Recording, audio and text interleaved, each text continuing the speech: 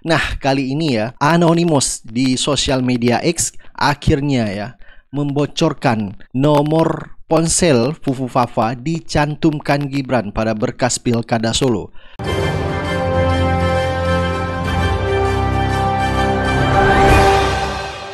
Assalamualaikum warahmatullahi wabarakatuh. Nah, ini dilansir dari remol.id. Makin ketahuan nomor ponsel Fufu Fafa dicantumkan di Gibran pada berkas Pilkada Solo. Nah, ini semakin terang benderang ya, semakin sangat jelas dan tidak dapat dibantah ya. Selain bukti-bukti yang kemarin kita lihat bahwa nomor teleponnya Gibran terhubung ke akun Kaskus, begitu juga email Cilipari ya terhubung ke akun Fufu Fafa di Kaskus ya di saat melakukan recovery.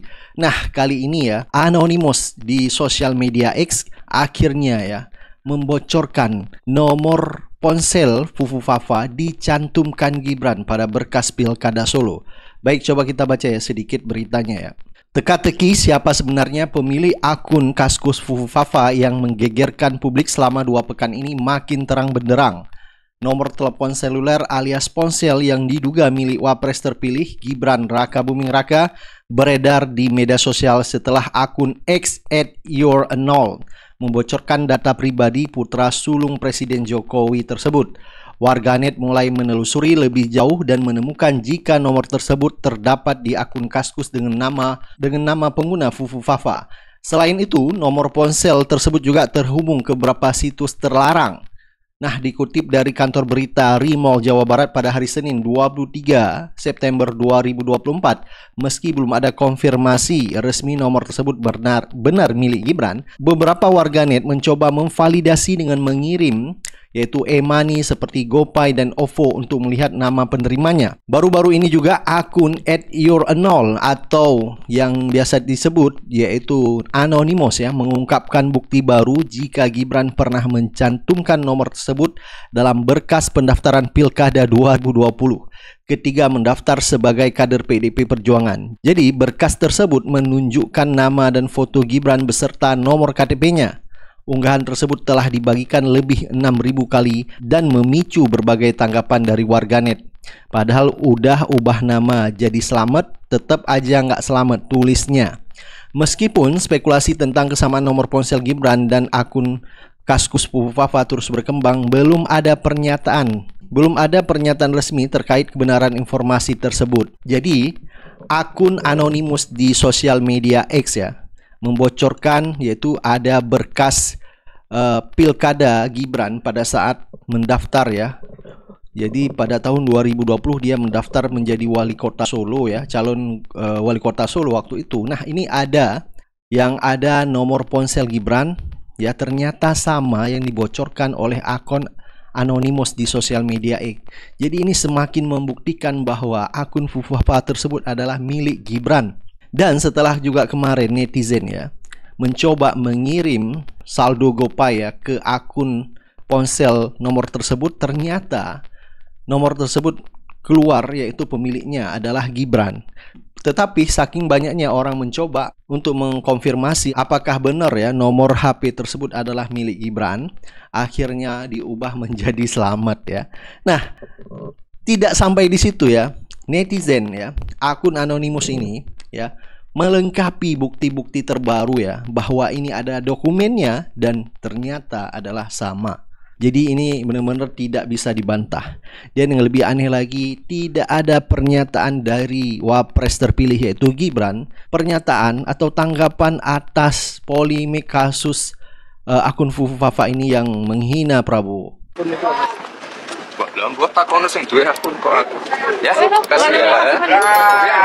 Jadi dia hanya memberi komentar kemarin yaitu suruh nanya kepada pemilik akun tersebut ya. Padahal kalau masalah lain dia gercep mengomentari. Jadi ini pasti ada sesuatu ya. Jadi ini menjadi pertanyaan kenapa dia tidak berani mengomentari polemik kasus akun Fufu Fafa ini. Nah, coba kita baca ya screenshot dari akun Anonymous Indonesia di sosial media X ya yang membocorkan berkas Gibran di saat mendaftar Pilkada Solo ya. Akun Fufu Fafa telah diubah tetapi jejaknya tidak bisa disembunyikan.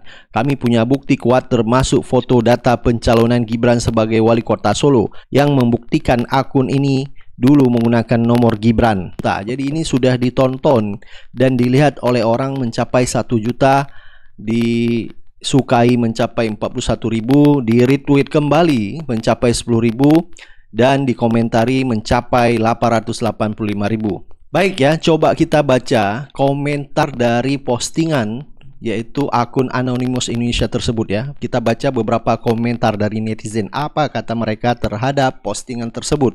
Baik, ini ada komentar dari akun Anonymous sendiri. Dia mengatakan, buzzer yang mencoba menutupi fakta ini hanya menambah kebohongan. Kebenaran tidak bisa ditutupi. Kami memastikan semua orang mengetahui. Ya, jadi tujuan dari akun Anonymous Indonesia ini, ya biasa kita sebut adalah hacker white ya. Jadi dia membocorkan yaitu dokumen terbaru, bukti-bukti terbaru dari akun Fufu Fafa. Ada buzzer yang mencoba menutupi fakta ini ya.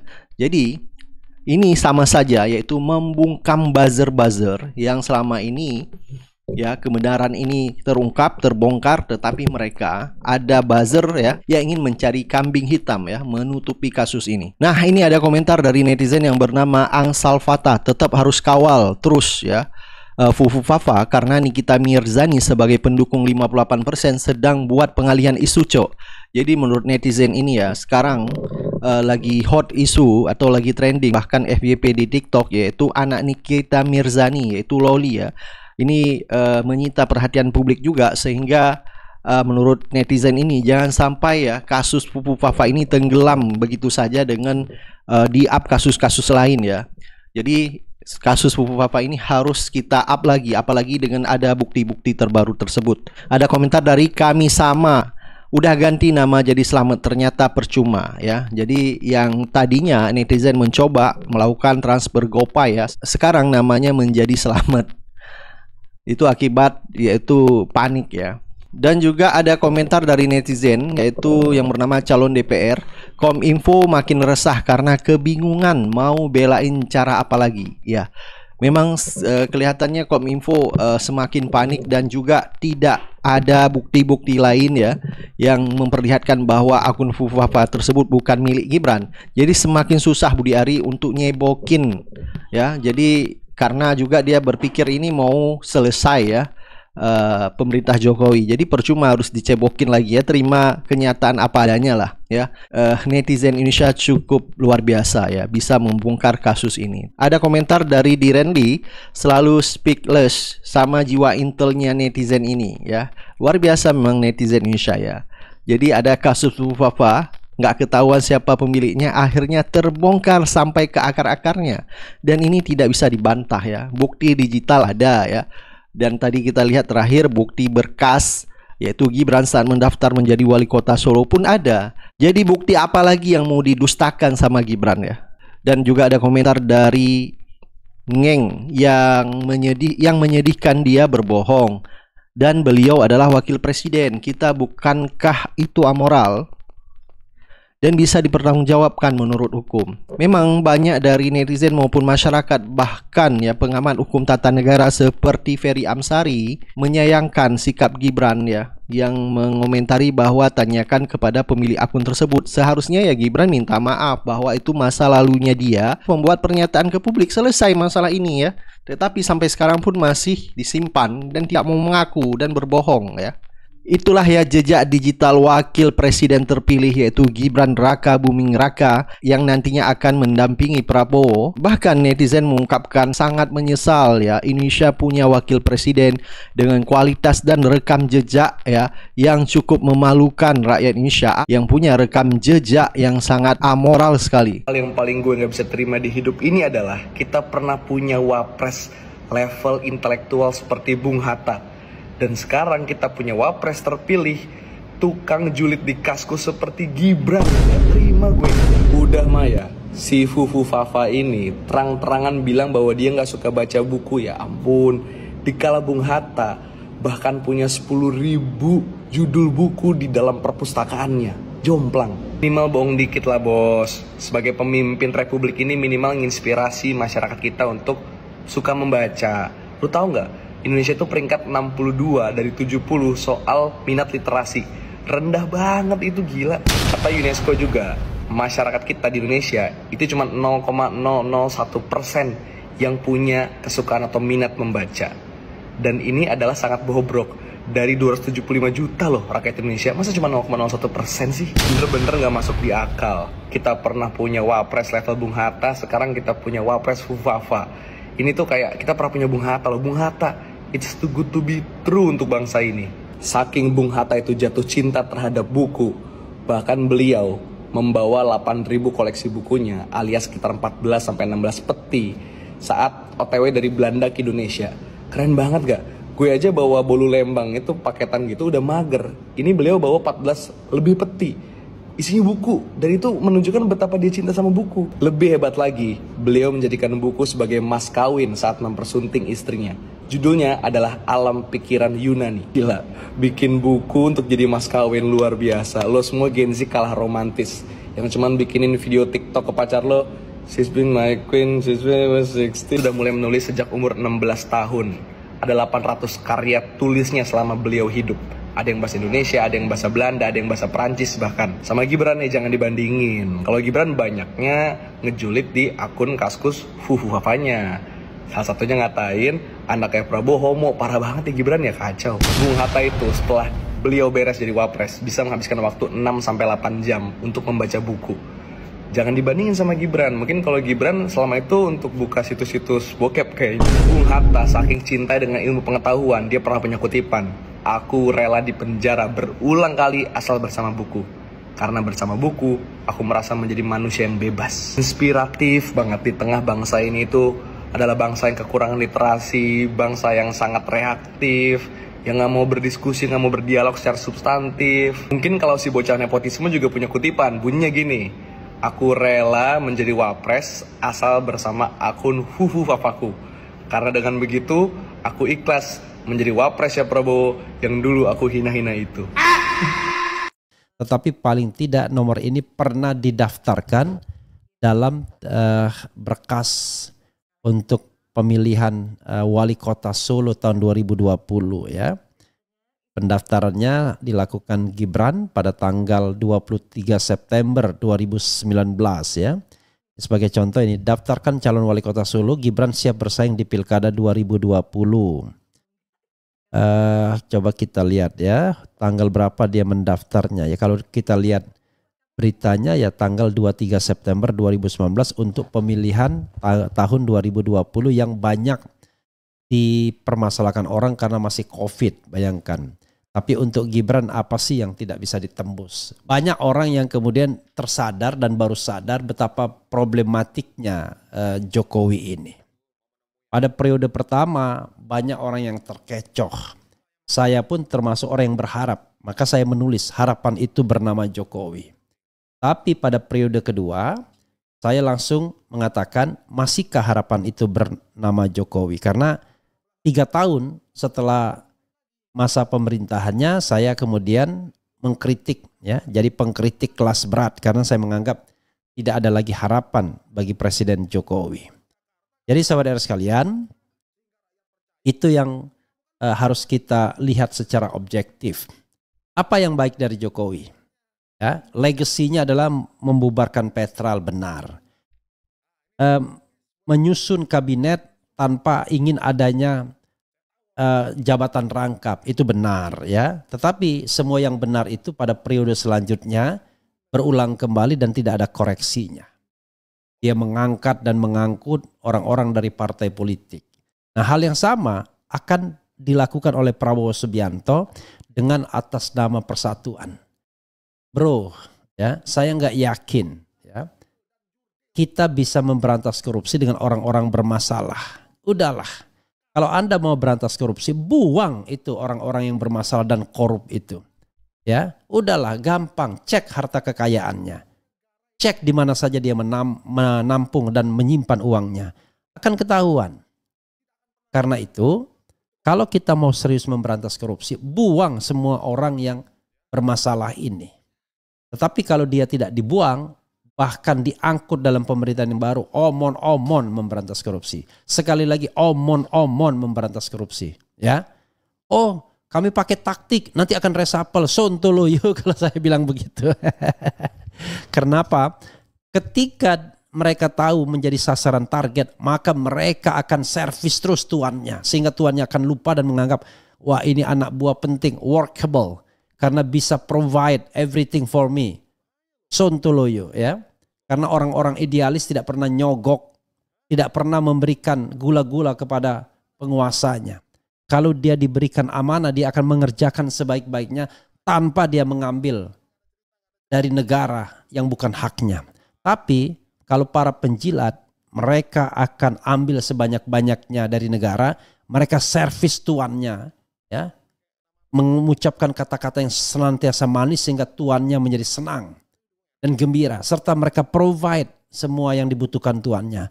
Kalau itu yang dilakukan Prabowo juga sama saja, nggak ada bedanya, ya. Tidak ada harapan bagi negeri ini, korupsi akan diberantas dan kesejahteraan akan datang. Itu yang harus dikatakan. Sementara studinya memang mengerikan ini, tidak mendramatisasi ini. Ada yang saintifik saya tanya tadi. Ya. Ketika otak manusia itu sudah terikat pada pornografi, Kecanduan. sebutlah kecanduan. Kita menggunakan bahasa populer kecanduan ya, untuk memudahkan komunikasi. Kecanduan itu akan berpengaruh terhadap volume otak depannya. Prefrontal. Otak depan tuh tugasnya apa sih? Jelas bagian antar otak itu bertali temali satu sama lain ya.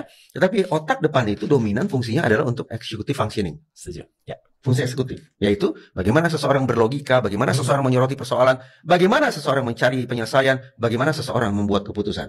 Nah sekarang bayangkan, kalau wakil presiden kita Ternyata volume otak depannya sudah menyusut, ya, sehingga kecakapan dia dalam berpikir terganggu, keputusan-keputusan dia sangat rentan menjadi error, maka nasib kita bakal sengsara nantinya. Lah, hasil ketika testing brain CT scan maka itu saya mau ke sana.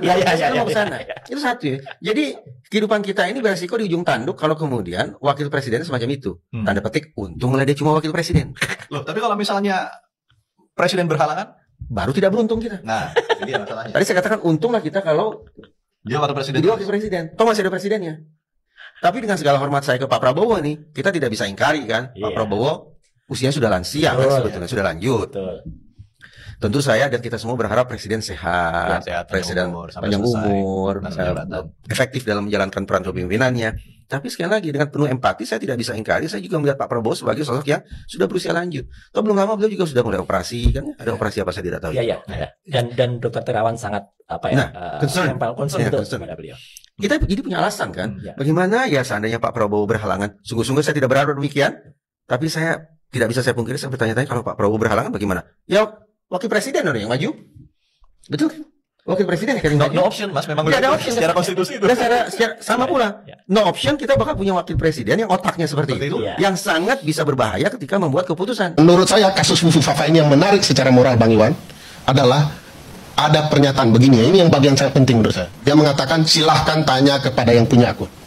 Bagaimana kalau secara hukum terbukti yang punya akun adalah Mas Gibran? Kenapa pernyataan bohong itu dilakukan terbuka? Saya akan lebih menghormati kalau betul-betul nih kan, Mas Gibran mengatakan, mohon maaf, saya waktu itu masih sangat muda. Izinkan sebagai orang yang diamanahkan menjadi co-pilot negara ini, saya minta maaf. Maklumi betapa mudanya saya ketika itu. Mungkin semua akan respect. Tadi Bang Iwan cerita penghormatan ala Jepang ya. Bagaimana penghormatan ala Jepang juga harus dilakukan oleh para penyelenggara negara kita. Mengakui pernah salah. Obama itu yang dia lakukan. Saya pernah muda, saya pernah salah. Sebagaimana anak muda-muda lainnya. Nah ini kemudian membantah. Saya memang lupa sebagai anak muda ditawarkan private jet, saya naik. Gratis.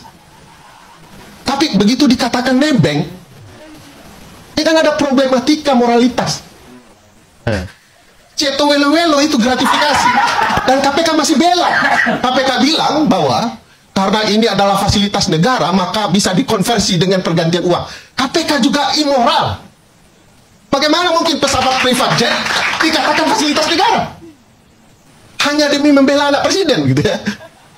Belakangan ini ada satu akun yang menggemparkan masyarakat Indonesia. Akun Fufu Fafa, yang mana isi dari postingan-postingannya adalah hal-hal yang sifatnya menyerang, mencaci, menghina, dan dia berupaya untuk menghilangkan setiap postingannya dengan melibatkan tangan-tangan ahli termasuk Menkominfo. Kelak di hadapan Allah Subhanahu wa taala, pengadilannya langsung dipimpin oleh Allah dan setiap catatan yang dicatat oleh Raqib maupun Atid akan dibuka semuanya. Famay ya'mal mithqala dzarratin khairan yarah. Setiap orang yang mengerjakan kebaikan sekecil apapun, dia akan mendapatkan balasan dari kebaikannya tersebut. Wa may ya'mal mithqala dzarratin syarran yarah. Dan kalau dia melakukan keburukan sekecil apapun, catatannya nggak bisa dihapus lagi. Semuanya akan terpapar dengan begitu jelas di sisi Allah Subhanahu wa taala. Maka mari sama-sama kita menorehkan catatan baik di buku amalan kita. Dulu ngakunya anak jenderal. Iya. Pakai oke gas sambil joget gemoy. Tapi setelah bapaknya dihina oleh si pemilik akun Pupu Papa, kok pada diam aja? Diam baik. Memang anak durhaka kalian. Atau jangan-jangan gas kalian udah pada habis?